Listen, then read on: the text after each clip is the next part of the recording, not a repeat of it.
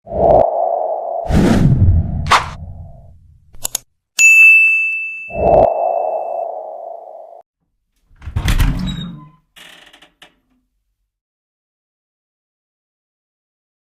guys, balik lagi di channel Yanti Stories.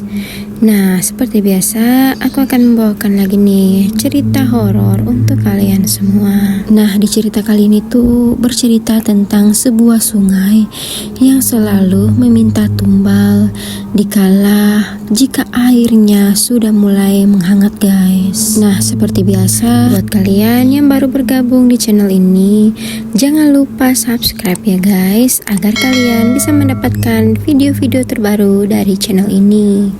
Oke, tanpa berlama-lama, mari kita simak ceritanya.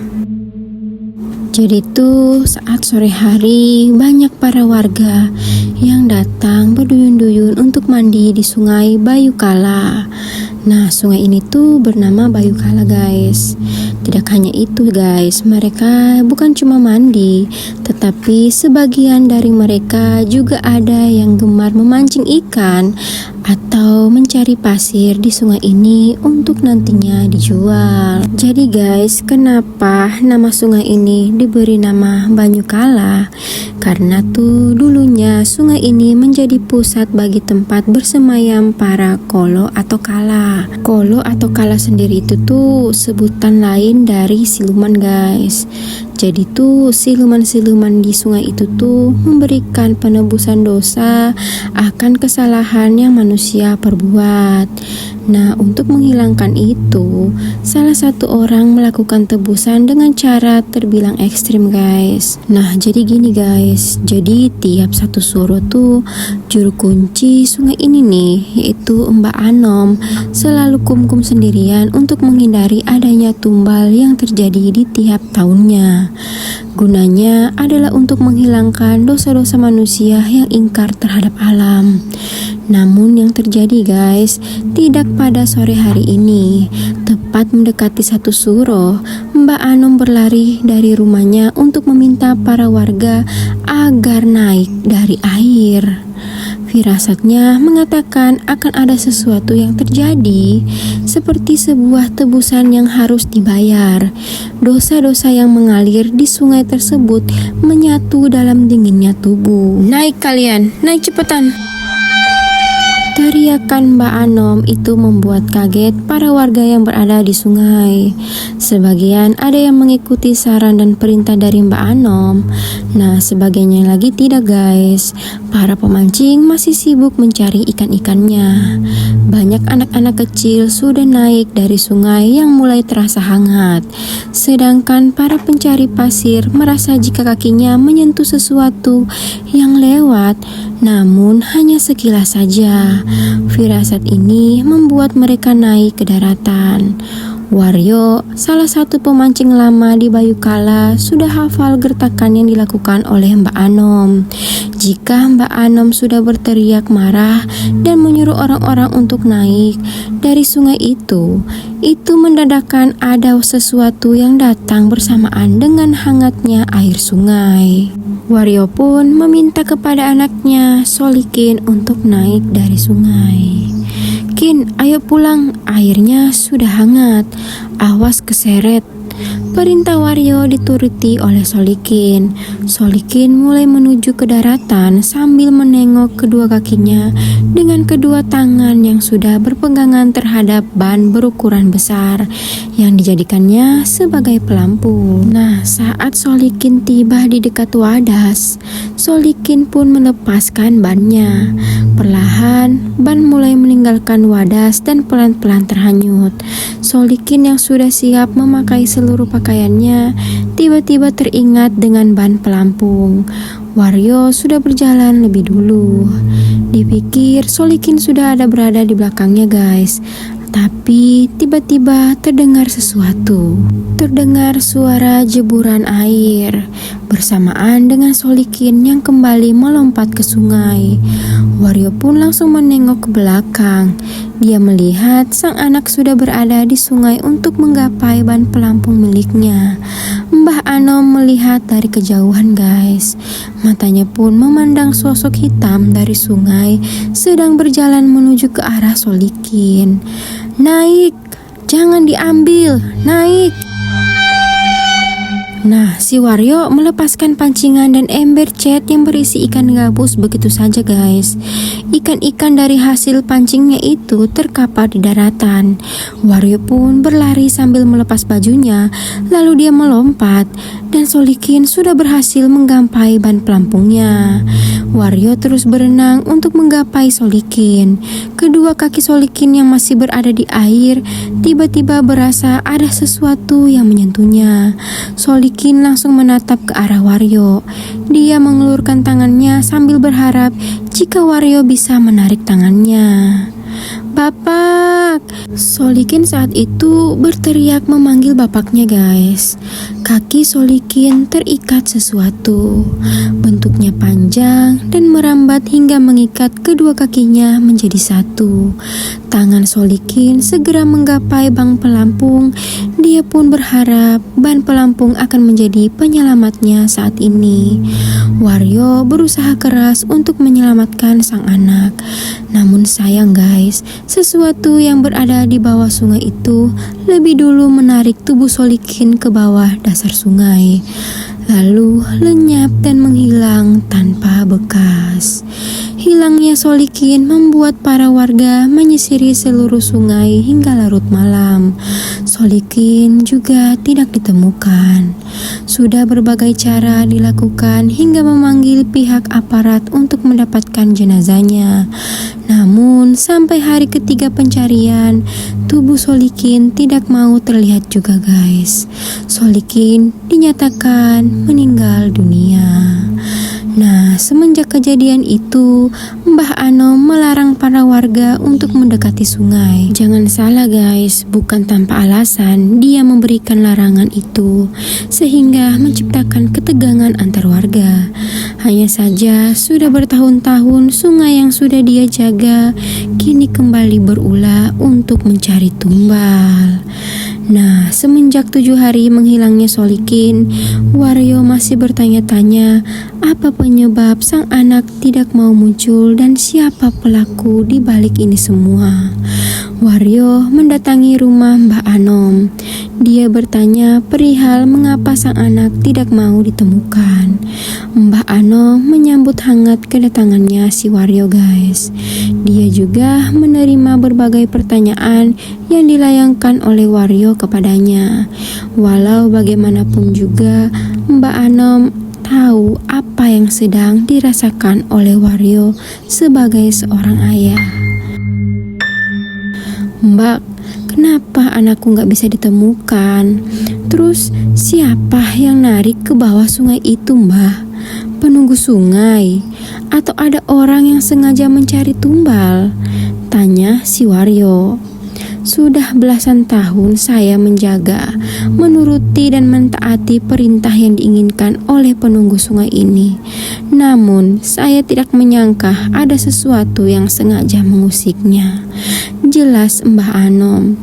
Nah, bagi Mbah Anom, sesuatu yang mengusiknya adalah perbuatan manusia yang sengaja menjadikan penunggu di sungai tersebut menuruti apa keinginannya guys. Dia menjadikan penunggu yang sudah lama tidak bermunculan lagi di sungai, sekarang menunjukkan eksistensinya secara terang-terangan. Jadi, siluman banyu itu dikendalikan oleh manusia, Mbah? Aku rasa seperti itu. Belum pernah aku melihat sungai berubah warnanya menjadi hitam. Maksud Mbah, saat Solikin akan ditarik, warna sungai berubah menjadi hitam? Iya Waryo, berarti pelakunya sengaja sudah menggunakan sungai ini sebagai sungai tumbal. Nah, saat mereka asik sedang berdiskusi terkait dengan Solikin guys, tiba-tiba terdengar suara teriakan salah satu warga akan hilangnya seorang anak di sungai yang sama. Anak itu bernama Badru. Dia masih teman dari Solikin. Dia menghilang secara mendadak di sungai saat mencari kepiting sungai. Padahal Mbah Anom sudah memperingatkan kepada para warga sekitar untuk tidak menyentuh sungai Banyukolo sejak hari menghilangnya Solikin, guys. Tapi korban berdatangan lagi hanya dalam waktu 7 hari semenjak menghilangnya Solikin di sungai yang sama. Sudah 2 korban menghilang di sungai yang sama. Mbah Anom tetap ditunjuk untuk menjadi satu-satunya warga yang bisa menyelesaikan kasus ini. Bukan tanpa alasan, guys, mengapa dirinya bisa ditunjuk. Selain karena dia adalah satu-satunya juru kunci di sungai Banyukolo. Sejak penjabatan itu, selama belasan tahun para penghuni sungai Banyukolo tidak lagi mencari mangsanya. Sama seperti Solikin, Badru dicari oleh banyak warga yang terpaksa untuk turun ke sungai. Beberapa aparat dan orang-orang khusus di bidangnya untuk mencari Badru. Selama 2 hari proses pencarian, Badru juga tidak ditemukan. Mereka semua kebingungan apa yang sebenarnya terjadi dengan sungai Banyukolo. Hari ketiga sejak menghilangnya Badru, Mbah Anom masih memandangi sungai nan indah dan cantik itu dari kejauhan tepat di malam hari. Terang bulan yang cahayanya membias di bibir sungai, terbayang akan ramainya suara riuh anak-anak kecil yang sedang mandi di sana. Belum lagi para pemancing dan pencari pasir. Sudah hampir 10 hari sejak kejadian pertama menimpa Solikin, tidak ada lagi kegiatan dan aktivitas lainnya di sungai Banyukolo, guys. Ya, walau bagaimanapun juga, dia memastikan tugasnya untuk menjadi juru kunci merupakan bagian dari harga diri dan kehormatannya untuk menjaga para warga. Malam itu, Mbak Anom menarik nafas panjang. Ia kemudian memandangi tiap sudut sungai. Dia ingin tahu apakah sosok penunggu sungai itu muncul kembali atau dia benar-benar masih redup di balik gelapnya malam. Mbah Anom sekali lagi memeriksa dengan jeli, matanya ke kanan dan ke kiri. Dengus nafasnya semakin berat. Dia tahu ada sesuatu yang aneh yang terjadi pada menghilangnya 2 anak secara sekaligus dalam waktu yang berbeda. Nah, dari kejauhan, Mbak Anom melihat ada secerca cahaya lentera berjalan di bibir sungai. Sudah dipastikan itu adalah manusia. Mbah Anom mengambil posisi untuk bersembunyi. Dia penasaran siapa orang itu dan apa kepentingannya untuk mendatangi sungai Banyukolo di malam hari. Bukankah seluruh warga sudah dilarang untuk mendekati sungai? Nah, pria pembawa lentera itu berjalan ke tempat lokasi di mana Solikin menghilang selamanya. Tampak jelas bahwa pria itu adalah orang yang sangat mencurigakan. Walau tidak begitu jelas, guys, tampang dan gelagatnya bukan berasal dari desa tempat Mbah Anom berada. Tangan pria misterius itu memainkan air. Nah, setelah itu dia juga berjalan ke tempat di mana Badru menghilang. Sama seperti sebelumnya, tangannya juga memainkan air di tempat Badru menghilang. Namun anehnya, dia juga melakukan hal yang sama di tempat yang berbeda. Itu artinya akan ada satu tumbal lagi yang akan terjadi di hari berikutnya. Letaknya tepat di dekat beberapa warga mencari pasir. Selepas itu, langkah kakinya berjalan pergi meninggalkan sungai. Nah, singkat cerita, guys, esok harinya Mbah Anom pun bangun di pagi hari. Mbah Anom melihat ada beberapa pencari pasir yang mencari pasir di sana. Sama seperti larangan sebelumnya, Mbah Anom berteriak-teriak dari kejauhan. Beberapa orang yang sedang mencari pasir yang mendengar teriakan Mbah Anom, mereka pun langsung buru-buru untuk naik dari air sungai. Sambil membawa keris, Mbah Anom langsung turun ke air untuk menyelamatkan beberapa pencari pasir yang berusaha naik ke sungai. Dari kejauhan, arus ombak sungai terlihat sangat berbeda guys. Gelombangnya mengarah kepada para pencari pasir. Namun, begitu Mbah Anom berhasil menyelamatkan para pencari pasir ini nih, sungai seakan kembali tenang. Aliran gelombangnya tidak mengamuk yang dilihat barusan. Aneh, tapi begitulah kira-kira yang terjadi guys. Penumbalan akhirnya digagalkan oleh Mbak Anom. Nah, malam harinya Mbak Anom kembali ke sungai.